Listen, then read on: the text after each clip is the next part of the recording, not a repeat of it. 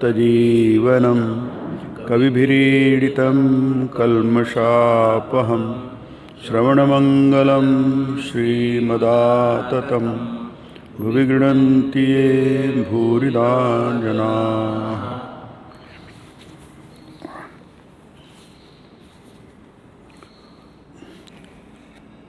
श्रीरामकृष्ण वचनामृत आणि श्रीमद भगवद्गीता यावर आपण चिंतन करत आहोत. आजचा हा साप्ताहिक प्रवचनमालेचा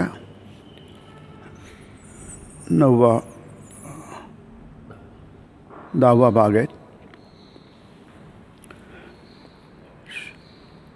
श्रीरामकृष्णांकडे मास्तर महाशयांचं नुकतंच येणं झालेलं आहे. हा 3रा अध्याय आहे.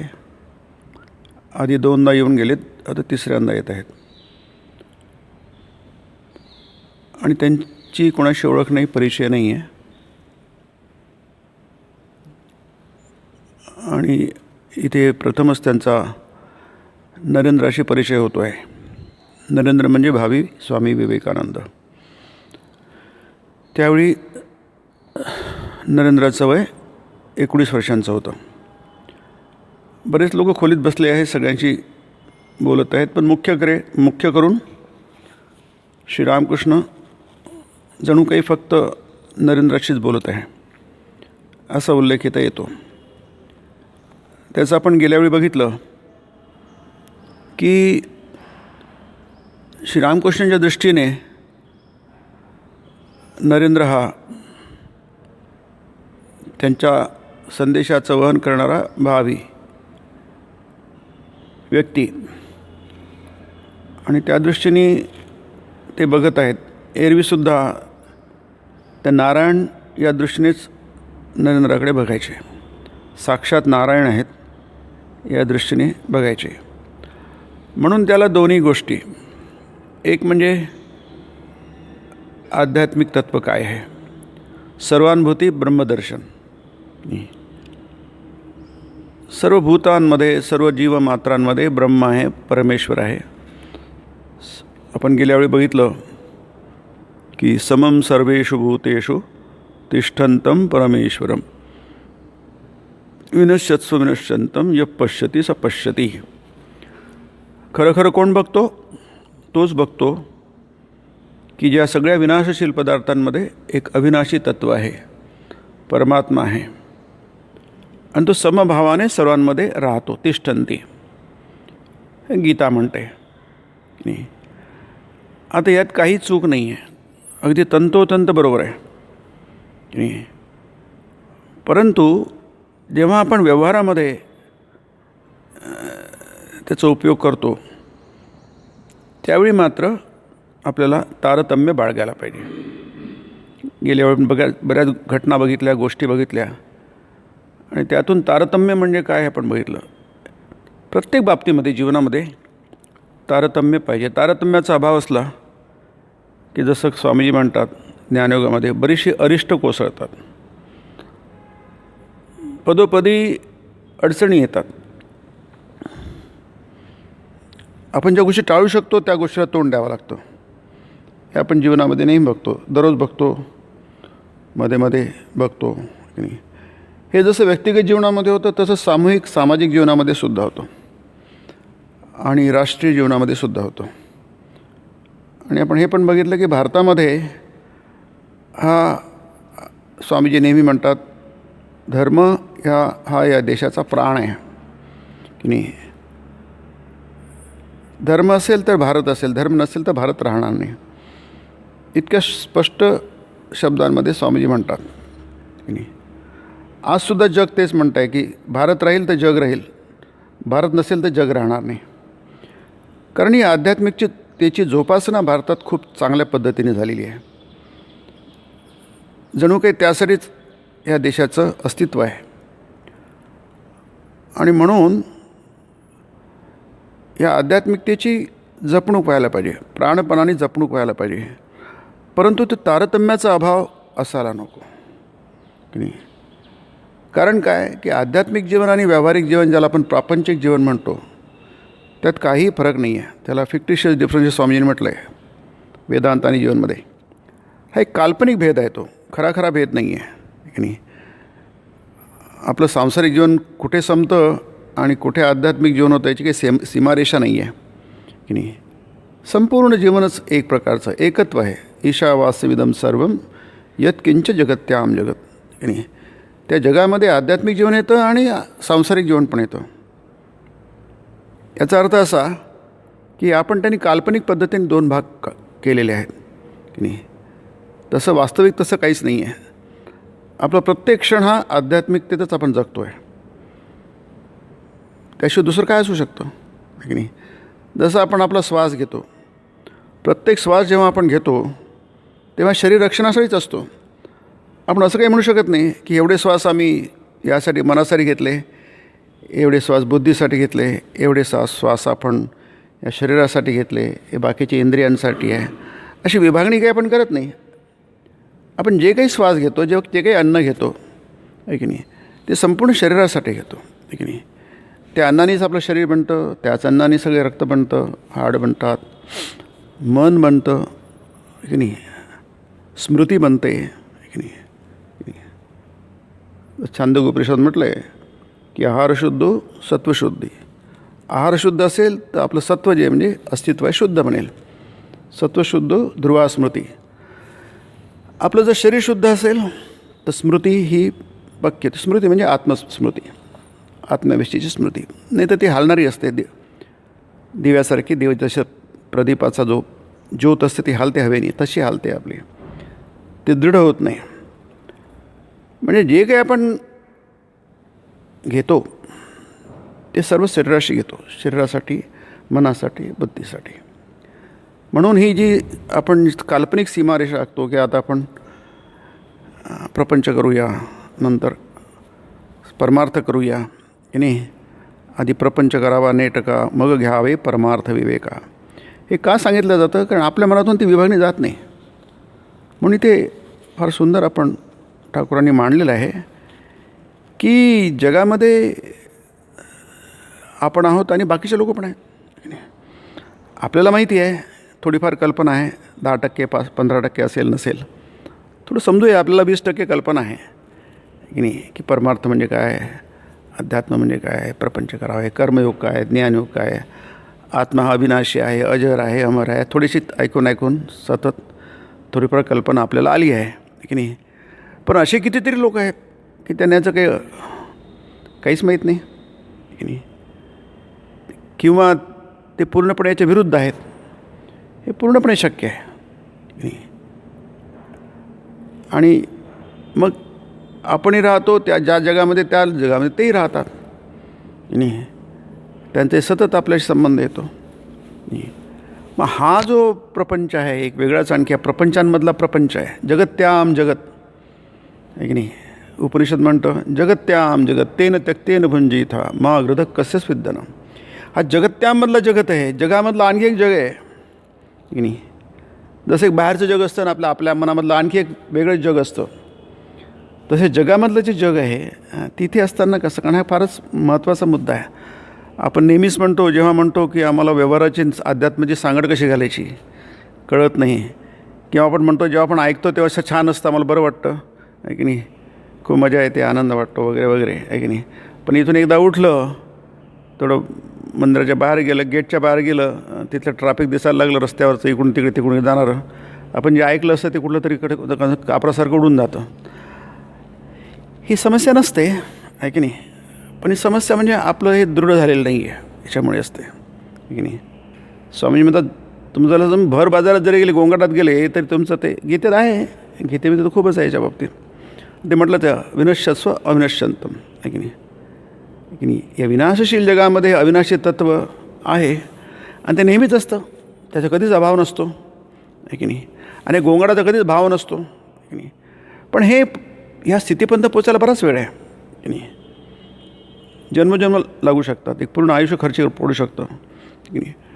मग अशावेळी आपण जे विचलित होतो त्याविषयी ते स्वामीजींना उपदेश देत आहेत ठाकूर.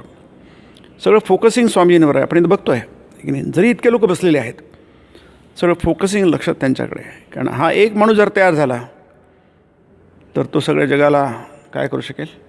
म्हणाले तू, अरे मी तुला तर वाटतं तू वटवृक्षासारखा सर्वांना शांती देशील, तू स्वतःच्या मुक्तीची विचार करतोस, म्हणजे काळजी करतोस, आहे की नाही. असे जे महापुरुष असतात त्यांना स्वतःच्या मुक्तीची काही काळजी करण्याची कारण देणं घेणं नसतं. ते आलेलेच असतात धर्मसंस्थापनार्थाय, आहे की धर्माची संस्थापना करण्यासाठी. त्यामुळे ह्या मुक्ती त्यांच्या दृष्टीने फारच छोट्या गोष्टी आहेत की नाही. हे आपल्यासाठी आहे हे मुक्ती वगैरे, की नाही. भवसिंधू तरावा हो, आहे की नाही. हा भवसिंधू तराव हे आपल्यासाठी आहे की नाही. त्यांच्यासाठी काय, ते आधीच तरलेले आहेत, इतरांना तारण्यासाठी ते आलेले आहेत. पण शेवटी काय आहे, हे शरीर म्हणून काहीतरी असतं, आहे की नाही. हे मन म्हणून काहीतरी असतं. हा शरीर आहे म्हणजे त्याच्याबरोबर शरीर बोध येतो, की नाही. आणि त्याच्याबरोबर ते मोह येतो, आपोआपच येतो तो, की नाही. म्हणून श्रीरामकृष्ण आता वचनामध्ये नेहमी म्हणतील की रामाला बघा, ते सुद्धा रडले होते पत्नीच्या विराहामध्ये, आहे की नाही. कारण हा काय ब्रह्म सापळ्यात पडतं आणि ते सुद्धा रडतं, की नाही. सापळा म्हणजे शरीरबोध. हा शरीरबोध असतो ते आपोआप सगळं ते त्रिगुणाचं कार्य सुरू होऊन जातं, प्रकृतीचं कार्य सुरू होऊन जातं. म्हणून सगळं तोंड द्यावं लागतं. अवतारांना पण तोंड द्यावं लागतं, आहे की नाही. ह्या मायेला सगळ्यांनाच तोंड द्यावं लागतं. मग त्यावेळी हा उपदेश खूप कामाला येतो. आपलं काहीच माहीत नसेल तर आपण काहीतरी वेड्यासारखं काहीतरी करू, गोंधळात पडू, चुका करू. जसं आपण काल वाचलं, ते म्हणतात तुम्ही जर त्याचा विचार नाही केला, नुसते भावनेच्या भरात वाहत गेले, आहे की नाही. आणि आपलं वाटलं की आम्ही खूप विचारशील आहोत, विचार करून करतो सगळ्या गोष्टी. तसं नसतं. ते भावनेचा खूप पगडा असतो त्याच्यावर, विचारशक्ती कमी होऊन जाते. म्हणून जरी स्वामीजी म्हणतात आपल्याला अनंत बुद्धीचा विकास हवा, तसंच अनंत आपल्या हृदयाचा विकास हवा. दोन्ही गोष्टी, त्याला काही मर्यादा घालता येतात. आपण कालच बघितलं, त्याला काही मर्यादा घालता येत नाही. आणि आम्हाला इतकी विवेकशक्ती पाहिजे किंवा रिझनिंग पाहिजे आणि इतकं काहीतरी इमोशन पाहिजे, असं काही नसतं. अनंत त्याचा विकास होऊ शकतो. परंतु पुष्कळदा आपल्या भावना ह्या जास्ती प्रबळ होतात, भावनांचा आवेग, भावनांचा जोर जास्ती असतो आणि तिथे विवेकशक्ती कमी होऊन जाते. आपण वाटतं की आपण नीट विचार केलेला आहे, नीट विचार केलेला नसतो. म्हणून स्वामीजींनी आपण काल बघितलं की ते अरिष्ट कोसळतात, संकट कोसळतात. आपण ते कालच बघितलं, ते पुन्हा आपण बघणार नाही. तर ती अरिष्ट कोसळतात, ते टाळण्यासाठी तुम्हाला याची जाणीव असायला हवी, की नाही. भावना खूप महत्त्वाच्या आहे, नाही तर जीवन शुष्क होऊन जाईल आहे, असं स्वामीजी म्हणतात. कोरडं होऊन जातो, जीवनामध्ये कोरडेपणा येतो. पण लगोलग हे पण सुद्धा जायला पाहिजे. आपण नुसतं भावनेच्या भरात गेलो तर काय होतं, बऱ्याचशा काहीतरी प्रतिकूल गोष्टी घडतात आपल्या जीवनामध्ये. म्हणून त्यांनी आपण गेल्यावेळी बघितलं आपण की वाघ हा त्याच्यातही नारायण आहे, पण त्याच्यात गळ्यात जाऊन पडायला नको, आहे की नाही. वाघ काही तुमच्या वाटेला जात नाही, तुम्ही त्याच्या वेळेला जाऊ नका. त्याचा रस्ता वेगळा आहे, तुमचा रस्ता वेगळा आहे. त्यांनी तुम्हाला बघितलं आहे, तुम्ही पण त्याला बघितलेलं आहे की नाही. जंगलामध्ये वाघ तुम्हाला बघतो, तुम्ही जरी वाघाला बघितलं नाही तरी. कारण वाघ हा श्वासाने बघतो. व्याजिग्रती इति व्याघ्रः, त्याची घ्राणशक्ती खूप तीव्र असते, जशी कुत्र्यांची असते, आहे की नाही. तो तुम्हाला दिसत नाही, पण त्यांनी तुम्हाला बघितलं असतं, त्याच्या अस्तित्वाची तुम्हाला त्याला कल्पना आलेली असते. पण तुमच्याशी त्याला काही देणं घेणं नसतो, आपल्या रस्त्यात निघून जातो, की नाही. तसंच तुम्ही पण तुमच्या रस्त्याने निघून जा, की नाही. त्याच्या गळ्यात जाऊन नको पडायला.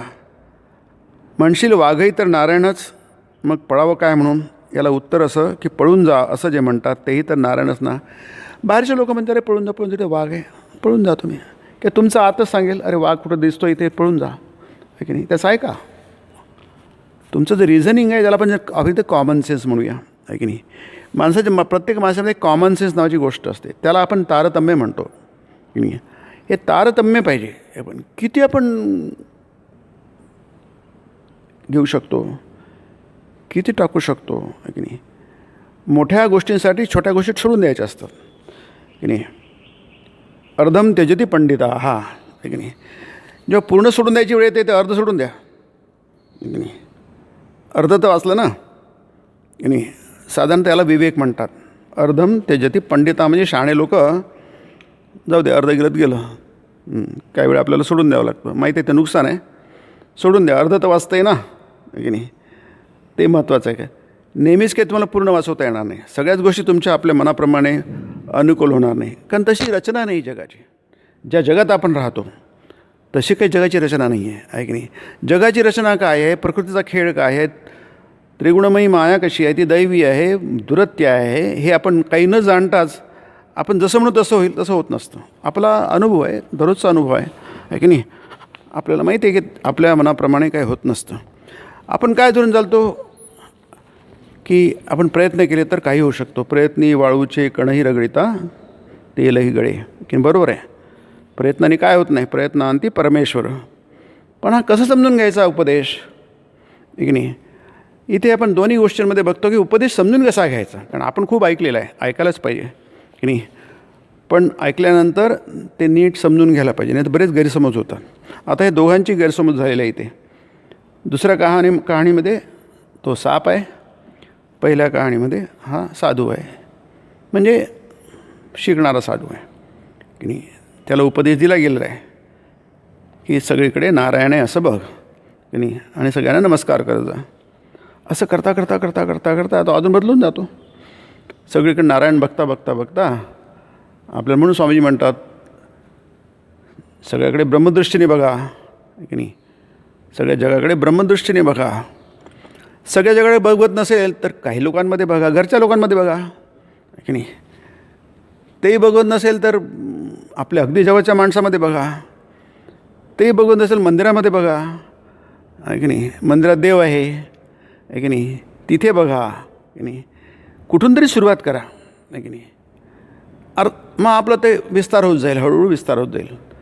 ते महापुरुष काय अवस्था करतात, त्यांना सगळं जगत ब्रह्म दिसायला लागलं की नाही.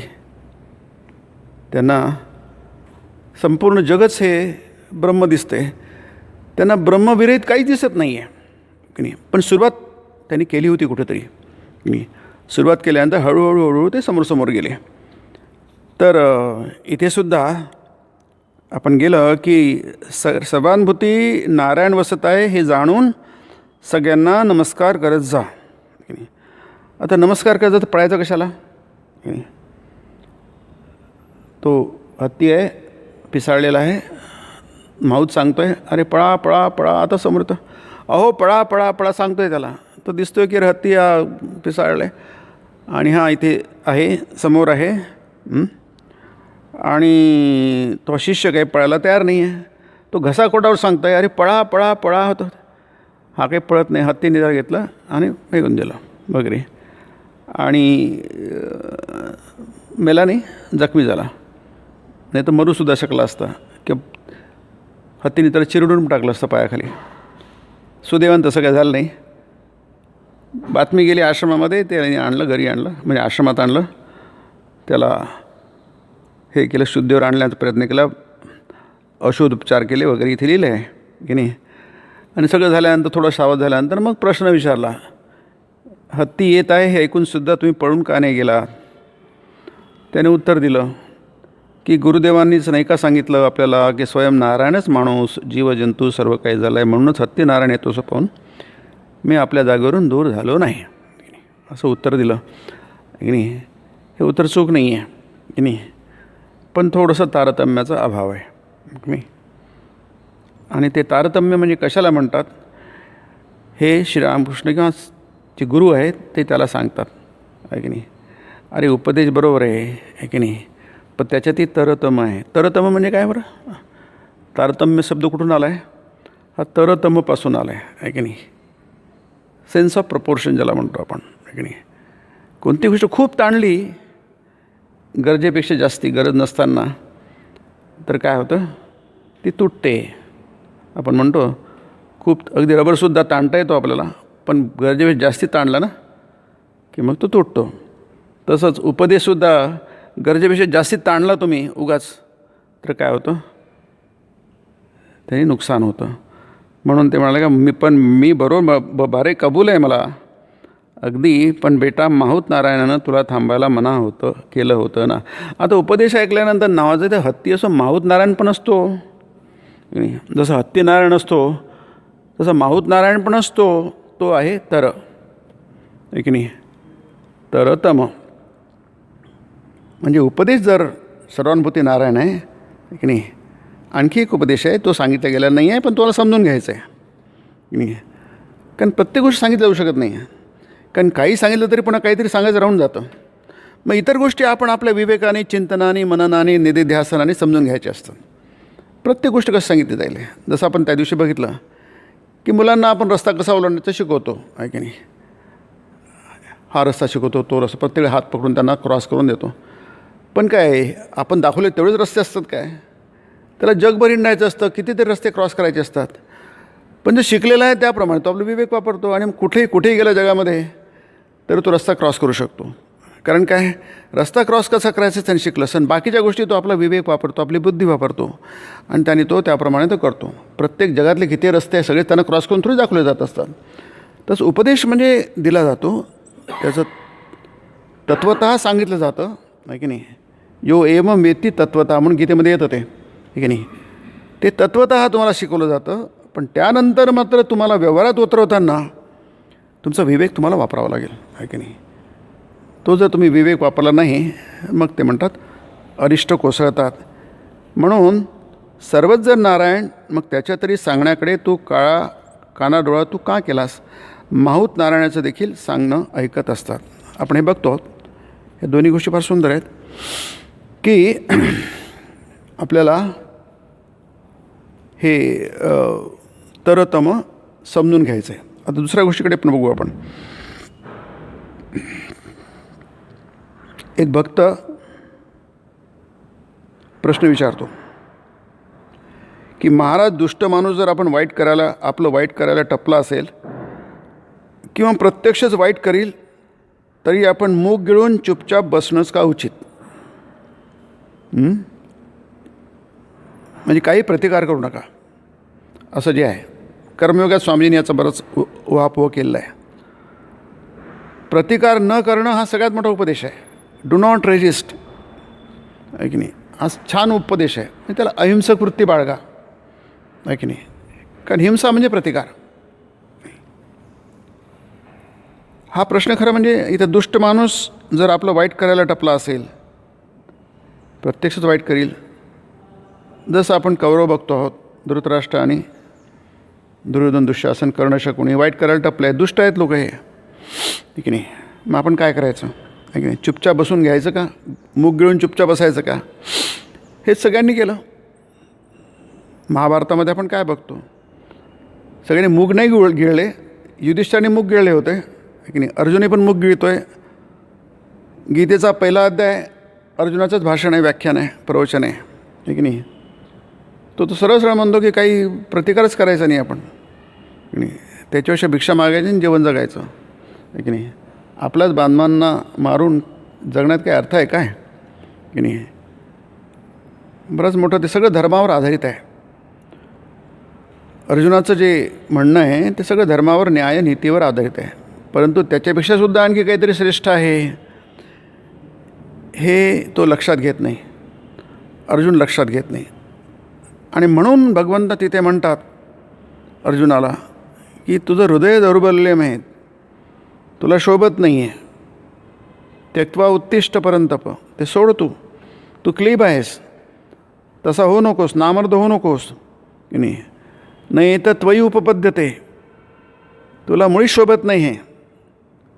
तू क्षुद्रता आहे तुझ्या मनाची, हृदय दौर्बल्य, हृदयाची दुर्बलता आहे. सोडते त्यक्त्वा आणि उत्तिष्ठ परंतप, युद्ध कर, युद्धाला पाठ दाखवू नकोस, आहे की नाही.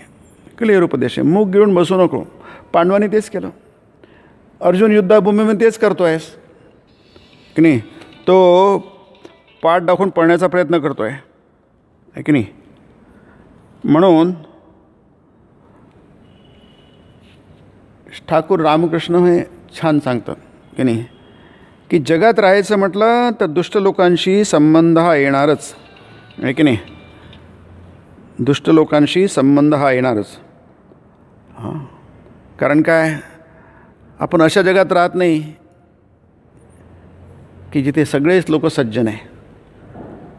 संभावित आहेत, साधू स्वभावाचे आहेत, असं मुळीच नाही आहे की नाही. आणि कर्मयुगात आपण बघितलं आहे की स्वामीजी म्हणतात की असं जग कधीच येणार नाही आहे आणि कधी येणार नाही. ते सुवर्णयुग रामराज्य कधीच येणार नाही की नाही. कारण काय, हे जग असंच असतं. हे त्रिगुणात्मिका प्रकृती आहे. या जगात कधीच सगळे लोक चांगले होणार नाही. आणि असंच हे असेल तर जगात सगळेच वाईट लोक असणार नाही. काही लोक चांगले राहतील, काही लोक वाईट राहतील. काही लोक साधू स्वभावाचे असतील, काही दुर्जन असतील. आणि म्हणूनच तर गीता म्हणते की मी कशाला येतो, संभवामी युगे युगे अहम संभवामी युगे युगे. मी प्रत्येक युगी कशाला येतो. प्रत्यक्ष ब्रह्म अवतार शरीर धारण करतं कशाला, अवतरित होतो कशाला, अगदी स्पष्टपणे. हे जर भारताने समजून घेतलं असतं आणि आपण व्यक्तिगत जीवनाचं समजून घेऊ ना, खूपसे प्रॉब्लेम संपू शकतात की नाही. खूपसे अरिष्ट संकट टाळू शकतो.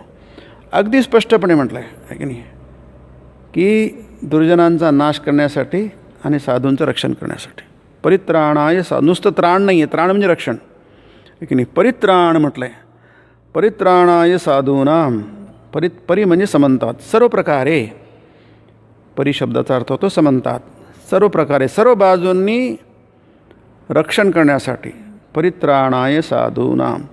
म्हणून आपण महाभारतात बघतो आहे की पांडव इतके पराक्रमी होते, जगाला जिंकू शकणारे होते आहे की नाही. अर्जुन एक हाती त्यांनी किती युद्ध जिंकली आहेत एकटा असताना आहे की नाही.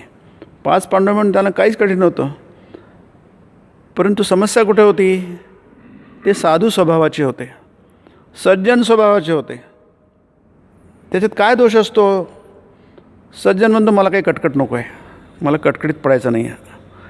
आप भला तो जग भला, मी चांगला आहे तसं जग चांगलं आहे असं असतं काय आहे की नाही. जग तसं नसतं. त्याला तारतम्याचा अभाव म्हणतात आहे की नाही. हा तारतम्याचा अभाव आहे. आम्ही चांगले आहोत तर आमचे जे भाऊ आहेत, चुलत भाऊ आहेत, कौरव आहेत, ते पण चांगले असेल. आमचा सज्जनपणा बघून त्यांच्यातही काहीतरी बदल घडेल. चांगली गोष्ट आहे की तसंच व्हायला पाहिजे, पण होतंच असं नाही आहे की नाही. आणि तसं झालं नाहीच आहे. कुठे झालं की नाही. जन्मभर युधिष्ठिराने प्रयत्न केला की नाही. त्यांची मनं जिंकण्याचा, हा मन जिंकण्याचा प्रकार फारच भयंकर आहे की नाही. आपण जगाच्या सगळ्यांची मनं जिंकण्याचा प्रयत्न करतो आहे की नाही. असं कधी मनं जिंकता येतात काय, कधी जिंकता येत नाही. आणि जिंकता आले तर खूपच चांगलं आहे, कोणाला नको आहे, पण तसं होत नाही आहे की नाही. म्हणून इथे फरक तुम्हाला जाणवतो आहे की नाही. भीष्माने तोच प्रकार केला, द्रोणांनी तोच. मुख्य भीष्मच आहे म्हणा, द्रोण वगैरे ते गौण आहेत तशा एका प्रकारे आहे की नाही. परंतु आपण काय बघतो, कधीही मनं बदलली नाहीत. म्हणून इथे दुष्ट लोकांना जाग अलगाशी राहायचं. आणि इथे ते म्हणतात की अशा दुष्ट लोकांशी मिळून मिसळून वागणं योग्य होणार नाही. अशांशी निकट संबंध घातकच. त्यांपैकी कुणाकुणाशी कधीमधी 4-2 शब्द बोलला तर चालेल, पण काहीशी तर तेही सपशीलभर जं. अशा लोकांपासून 4 पावलं दूर राहणंच इष्ट. इतकं स्पष्ट आहे बघा. कर्णाची तीच चूक झाली आहे की नाही. तो निकट संबंध घातकच आणि त्याच्यात त्या दुर्योधन दुःशासनाशी शकुनीशी धृतराष्ट्राने निकट संबंध केले. इतका निकट केला त्यांच्याशी एकरूप होऊन गेला. आणि संपूर्ण वैफल्य आपल्याला कर्णाच्या जीवनात दिसतं. इट्स अ फेल्युअर आहे की नाही. पूर्णपणे तो अपयशी आहे महाभारतामध्ये. अपयशी म्हणजे दुष्टच आहे असं महाभारत स्पष्ट सांगतं. कर्णस्तस्य स्कंदा. कर्णाच्या खांद्यावर हा सगळा पापवृक्ष उभारला आहे असं व्यास म्हणतात आपल्या महाभारतामध्ये. म्हणून हा तरतम जो आहे की नाही, इथे आपल्याला कारण नरेंद्राला सगळं जगभर फिरायचं आहे. अशा विविध स्वभावांच्या लोकांशी त्यांचा संबंध येणार. अशा असताना कसं वागायचं. आणि असं करत असताना आपण चुपचाप काहीतरी घोंगडं पांघरून कोपऱ्यात बसलो आपण सुरक्षित आहोत असं नाही. तुम्हाला जगात युद्धभूमीमध्ये यायचं आहे आणि युद्धभूमीमध्ये युद्ध जिंकायचं आहे. ते परित्राणाय साधूनाम. चांगल्याचं रक्षण झालं पाहिजे. विनाशायच दुष्कृताम. नुसता नाश नाही, विनाश आहे, संपूर्णपणे नाश झाला पाहिजे. विनाशायच दुष्कृताम. अशा प्रकारे धर्माची संस्थापना होते. धर्मसंस्थापनार्थाय आणि अशा प्रकारे धर्माची संस्थापना होते. आणि लक्षात घ्या, गंमत म्हणजे कृष्णाच्या बाबतीत हा कधीच प्रॉब्लेम आला नाही आहे की नाही. इथेच फरक पडतो कृष्णाच्या जीवनामध्ये आणि बाकीच्या जीवनांमध्ये. आहे की नाही. हा तारतम्य आहे ना, हा म्हणून स्वामीजी म्हणतात कृष्णाच्या बाबतीमध्ये की I have the greatest regard for him for his perfect sanity. मी तारतम्य जे म्हणतो आहे ना, त्याला स्वामीजींनी म्हटलं आहे परफेक्ट सॅनिटी. फार सुंदर शब्द आहे, स्वामींचाच शब्द आहे हा, किंवा दोन शब्द आहे स्वामींचे. परफेक्ट सॅनिटी की नाही, म्हणजे परिपूर्ण सुज्ञता आहे की नाही. तुम्हाला ही परिपूर्ण सुज्ञता कृष्णाच्या जीवनात दिसते, ती कुठे दिसत नाही आहे की नाही. म्हणून कृष्णाचं जीवन हे अलौकिक आहे की नाही, अलौकिक आहे की नाही. आपण सगळ्यांच्या जीवनाबरोबर कृष्णाचं जीवन बघतो, तसं नाही आहे. त्याच्यात लौकिकता नाहीच आहे की नाही. त्यांनी जे काही केलं ते अलौकिकच केलं. आपल्या मामाला मारलं ते अलौकिकच आहे, ते आहे की नाही. लहान असताना आहे की नाही, स्वतः गादीवर नाही बसला तो आहे की नाही, कारण राज्य त्याचं होतं. राजाचा वध झाल्यानंतर कृष्णाचं राज्य होतं. तर नाही, त्याला मारलं त्याच्यासाठी मारलं नाही मी आहे की नाही. मला राजा व्हायचं आहे, गादीवर बसायचं आहे म्हणून मी माझ्या मामाला नाही मारलं आहे की नाही. तो दुष्ट होता म्हणून मारलं की नाही की नाही. हा दुष्ट होता, अन्यायी होता, अत्याचारी होता म्हणून मारलं. तिथे कृष्णाने कधीच चूक केलेली नाही आहे संपूर्ण आयुष्यामध्ये. संपूर्ण यदुकुळ नष्ट करण्याची वेळ आली तरी तिथे त्यांनी ते होऊ दिलं की नाही. कुरुकुळ नष्ट होऊ दिलं, यदुकुळ नष्ट होऊ दिलं. कारण काय, उद्देश स्पष्ट आहे की नाही. गीतेमध्ये, महाभारतामध्ये की आपण आता वचनामृतात बघतो आहे, उद्देश स्पष्ट आहे. इतकी स्पष्टता आपल्या याच्यात असेल, तेवढी स्पष्टता आणण्याचा प्रयत्न केला तर काहीतरी आपल्यामध्ये जीवनामध्ये 10%, 20%, 30% तरी येईल ना आहे की नाही. आणि याचाच अभाव आपल्याला आपल्या राष्ट्रीय जीवनामध्ये दिसतो आहे की नाही. कारण रामायण आणि महाभारताचा प्रचंड प्रभाव पडलेला आहे. विशेष करून महाभारताचा आपल्या राष्ट्रीय जीवनावर, राष्ट्रीय मानसिकतेवर खूप परिणाम झालेला आहे प्रचंड. आणि त्याचे चुकीच्या पद्धतीने, ज्याला तारतम्याचा अभाव म्हणतो ना, आपण आता जास्ती त्याच्यात जाऊ शकत नाही. कारण पुष्कळ शोध राजांनी जे आपण पृथ्वीराज चव्हाण, महम्मद घोरी वगैरे म्हणतो, 16दा त्याला सोडून दिलं वगैरे, हा तारतम्याचा अभाव आहे की नाही. अतिथी देवो भव खूप छान आहे. अतिथी देव असतो, अतिथी नारायण असतो, प्रश्नच नाही आहे की नाही. पण तो अतिथी आहे का आहे की नाही, तो अतिथी आहे काय की नाही. जे रानटी लोक आले ते टोळ्यांनी आले की नाही, सगळं जग भारत लुटायला निघाले, भारताची संस्कृती, भारतात धर्म दर्शन सगळंच नेस्तनाबूत करायला निघाले आणि त्यांना आपण अतिथी समजतो आहे. अशी उदाहरणं खूप आहेत आहे की नाही. 1000 वर्ष आपण गुलामी गेलो ते आपल्या तारतम्याच्या अभावामुळे. त्याच्यातून बाहेर आलो कारण आपल्या ते आत्मशक्ती आहे म्हणून, त्याच्यामुळे आहे की नाही. सर्वत्र ब्रह्म आहे ही जाणीव असल्यामुळे. म्हणून आपण चुका केल्या, स्वामीजी म्हणतात चुका केल्या तरी आपण त्याच्यातून वर येऊ शकलो. एकच देश आहे, लक्षात ठेवा, जगाच्या पाठीवर हा फक्त एकच देश आहे. म्हणून ठाकूर म्हणतात की थोडा तमोगुण दाखवायला पाहिजे. हा तम आहे, तर तो तमन, हा तम वेगळा, इथं डिग्री आहे. हा तम म्हणजे तमोगुण आहे की नाही. आपण जेव्हा तरतम म्हणतो त्याचा अर्थ सुपरलेटिव्ह कम्पॅरिटिव्ह डिग्री होतो आहे की नाही. एकापेक्षा दुसरं श्रेष्ठ असतं, त्याला डिग्री म्हणतात इंग्रजीमध्ये. मराठीमध्ये काय म्हणतो आपण त्याला विसरलो. तरतम आहे ते. दुष्ट लोकांशी संबंध येणारच. आणि म्हणून वरकरणी, त्याला आपण मराठीत वरकरणी म्हणतो किंवा कृतक म्हणतो, अशांपासून आपला बचाव करण्यासाठी वरकरणी थोडा तमोगुण दाखवायलाच हवा. तुम्ही तमोगुण नाही. कृष्णाला कोणतीही मोजपट्टी लावून तमोगुणी म्हणता येणार नाही, किंवा त्याला रजोगुणीसुद्धा म्हणता येणार नाही. लक्षात घ्या आहे की नाही.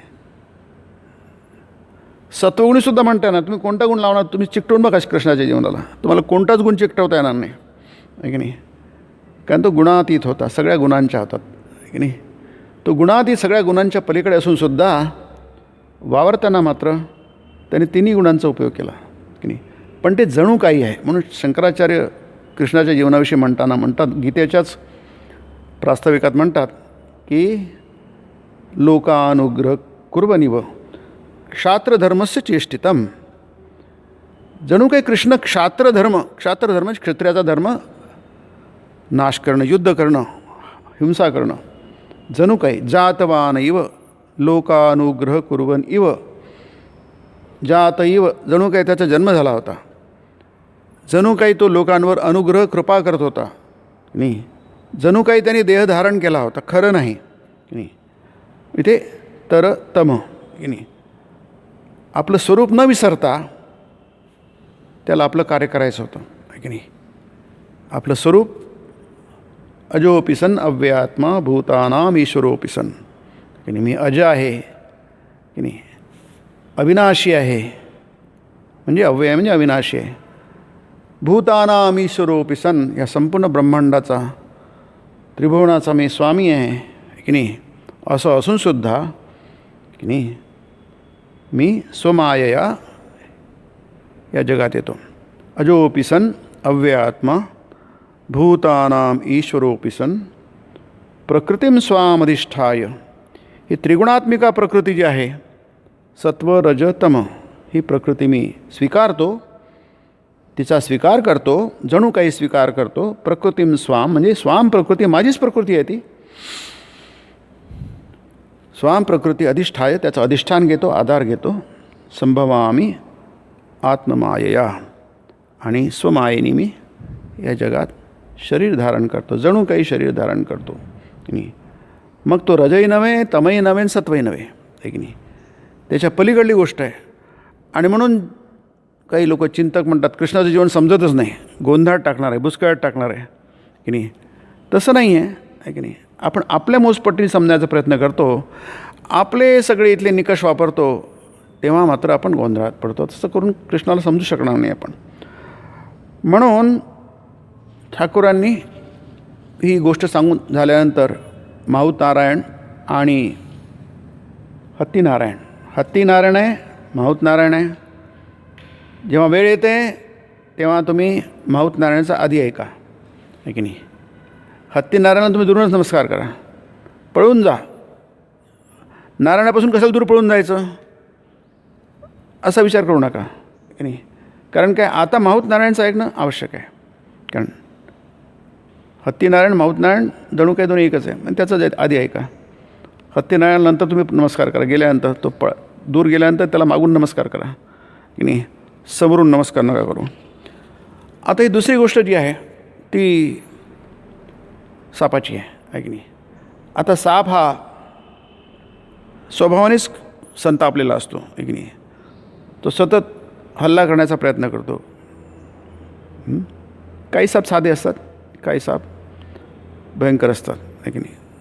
सापाचे खूप प्रकार आहेत. एक दोन जाती अशा आहेत तर तुम्हाला काही त्याचं देणं नाही तर तुमच्यावर तो हल्ला करेल, अशा जाती आहेत ते. हा साप जो आहे हा हिंसक आहे, हिंस्र या अर्थाने आहे की नाही. हा हिंसक आहे. सापाला कोणी मुद्दामून मारत नाही, पण केव्हा काय करेल सांगता येत नाही. आणि जमिनीवरून चालतो, त्याच्यामुळे कोणाच्या पायाखाली सांगता येत नाही. म्हणून आणि तो जीवघेणा असतो की नाही. ती पाळीची होणारे लोक आधीच मारून टाकतात, विंचवाला आधीच मारून टाकतात. त्याची काही देणं काही दुश्मनी आहे म्हणून नाही आहे, पण काही सांगता येत नाही त्याच्याविषयी आपल्याला. कारण शेवटी काय तो साप आहे की नाही, म्हणून त्याला मारून टाकतात लोक. आता हा जो सार्पास व्याघ्रासा आलस्य भयार्थ साप असं म्हटलं आहे. तो घाबरलेला असतो साप, पळून जाण्याचा प्रयत्न करतो, वेळ म्हणजे शक्य असेल तर, नाही तर मग हल्ला करतो आहे की नाही. आता हा साप याला प्रकृतीने काहीतरी गुण दिले आहे, त्याला विष दिलं आहे. कारण तो सहजपणे चिरला जाऊ शकतो, सहजपणे मारला जाऊ शकतो. त्याला पळता येत नाही, सरपटतो ना, किती सरपटणार तो, सहजपणे मारला जाऊ शकतो. म्हणून भीतीसाठी त्याला विष दिलेलं आहे प्रकृतीने की नाही, लोकांना घाबरवण्यासाठी, जेणेकरून त्याचा जीव वाचेल. ही यंत्रणा आहे. प्रत्येक जीवामध्ये प्रकृतीने काहीतरी एक यंत्रणा दिली आहे स्वसंरक्षणासाठी आहे की नाही. तर ती यंत्रणा सापामध्ये दिलेली आहे. आता ही जी गोष्ट आहे त्याच्यामध्ये आपण बघू किंवा पुढच्या वेळी बघूया की ही उपदेश दिला त्याला त्याच्या गुरुनी की बाबा रे, तुझी हिंसावृत्ती सोडतो आहे की नाही. उगाच कशाला लोकांना मारत फिरतोस आहे की नाही. तू ते सोड आणि चांगला हो, तू बदलून जाशील. त्याला मंत्र दिला, मंत्राचा जप कर, तू बदलून जाशील, तुझं मन बदलेल, तूही पण बदलून जाशील, है की नाही. आता उपदेश बरोबर आहे. हिंसक होऊ नकोस, अहिंसक हो. अहिंसा परमो धर्म. फार मोठा उपदेश आहे की नाही. पण तो अहिंसा परमो धर्म याचा अर्थ काय तू स्वतःचा जीव वाचवू नकोस असं काही आहे का की नाही. आपण पुढच्या वेळी याला विस्ताराने बघूया. पण तो म्हणतो आपल्या गुरुला की तुम्हीच सांगितलं होतं मला की कोणाचा घात करू नकोस, म्हणून मी सोडून दिलं घात करणं की नाही. आणि स्वतःचं रक्षण करणं सोडून दिलं त्यांनी. ते ब्रह्मचारी उद्गारला, हातले का, इतका कसा रे मूर्ख तू. इथलं सांगतो हातले का. मी त्याला त्याची हेटाळणी केली. इतका कसा रे मूर्ख तू. अरे मूर्ख असणं काय, सगळेजण मूर्ख असतातच थोड्याफार फरकणे, पण मूर्ख किती असावं ते तारतम्य पाहिजे. आपण कितीही चुका टाळण्याचा प्रयत्न केला तरी चुका होतातच, आहे की नाही. पण किती मोठ्या चुका कराव्यात, आहे की नाही. हात याचा अर्थ असा, हातले का, इतका कसा रे मूर्ख तू. मर्यादेच्या बाहेर मूर्ख आहेस तू, हे नाही. आपलं रक्षण कसं करावं हे देखील नाही ना समजलं तुला, नाही. मी चावायला मना केलं होतं, फुसकारायला नव्हे. अरे फुत्कार करून त्यांना भीती दाखवली नाहीस काय म्हणून. नाही. दुष्ट लोकांना तुम्ही वाव देणार, नाही. अगदी पांडवांनी तेच केलं की नाही, भीष्मांनी तेच केलं, आहे की नाही. अगदी पूर्णपणे निश्चित होतं की दुष्ट आणि दुष्टाची परमावधी आहे. याच्यासारखे दुष्ट लोक जगात मिळतच नाही आहे. धृतराष्ट्रासारखं कुटील कपटी आणि दुर्योधनाचा तर अवतार होता, तो राक्षस होता गेल्या जन्मामध्ये, असं महाभारत सांगतं आहे. अशा जेव्हा पाहिजे तुम्हाला तुमचा पराक्रम का नाही दाखवला की नाही. त्यांना तिथेच का नाही दाबून टाकलं, त्यांना तिथेच काय संपून का टाकलं, जसं का कृष्णाने केलं आहे. कितीदा केलं कृष्णाने. मग कृष्णाचा आदर्श तुम्ही समोर का नाही ठेवला की नाही. पांडवांचे भाऊच आहेत, तो कृष्णाचे भाऊच आहे त्यांचा, आहे की नाही, आते भाऊ आहे की नाही. परंतु आपल्याला स्वतःला समजत नाही आणि दुसऱ्यांकडून समजून घ्यायचं, पण ते करत नाही. आणि मग काय होतं, महाभारत युद्ध होतं, मोठं युद्ध होतं. जी छोटीची गोष्ट तिथं संपून गेली असती, की नाही. नासूर म्हणतात हिंदीमध्ये त्याला. एक काटा गेला, आपण पटकन भरतो, काटा काढून टाका, लवकरात लवकर काढून टाका. नाही काढलं तर ते सेप्टिक होईल आहे, ते बोटच कापावं लागेल, पायच कापावं लागेल, आहे की नाही. म्हणून तेच आपण आपल्या जीवनात, सामूहिक जीवनात आणि राष्ट्रीय जीवनात समजतो. आणि स्वामींना सांगत आहे. स्वामीने हा उपदेश आपल्याला जागवलं म्हणजे काय केलं, आपल्याला सांगितलं की बघा तुम्हाला रक्षण करायचं आहे की नाही. तुमचं रक्षण झालं पाहिजे, देशाचं रक्षण झालं पाहिजे, संस्कृतीचं रक्षण, धर्माचं रक्षण होईल. हे देशाचं रक्षण होणं आवश्यक आहे. जाऊ दे कोणी केलं तर काय होतं. हमे का हानी, आणि कोई नृप होय हमे का हानी. मंत्रा म्हणते कैकेयीला, हा राजा झाला काय, भरत राजा झाला काय आणि राम झाला काय, मला काय फरक पडणार आहे की नाही. असं जर आपण म्हणू की देशावर अमुकाने राज्य केलं काय, तमुकाने, मला काय फरक पडणार आहे असं म्हटलं की जे नुकसान होतं ते आपल्याला कोणत्याही तराजूमध्ये मोजता येत नाही. आणि भारताचं दुर्दैव तेच आहे. म्हणून ठाकूर इथे छान सांगतात. हा ठाकूरांचाच उपदेश आपण बघतोय, स्वामींनी सांगितलं आहे. जेव्हा आपण स्वामींचं उपदेश ऐकतो, त्यांची व्याख्यान ऐकतो, तेव्हा आपल्याला लक्षात येतं की जणू काही स्वामींच्या मुखातून श्रीरामकृष्णच बोलत आहे. पुढच्या मंगळवारी आजच्याचप्रमाणे आपण सायंकाळी 4:45 वाजता याच्या पुढचा भाग बघूया. ओम ब्रह्मार्पणं ब्रह्महवीर नाग्नो ब्रह्मणाहुतं ब्रह्मैव तेन गन्तव्यं ब्रह्मकर्म समाधिना. हरि ओम तत्.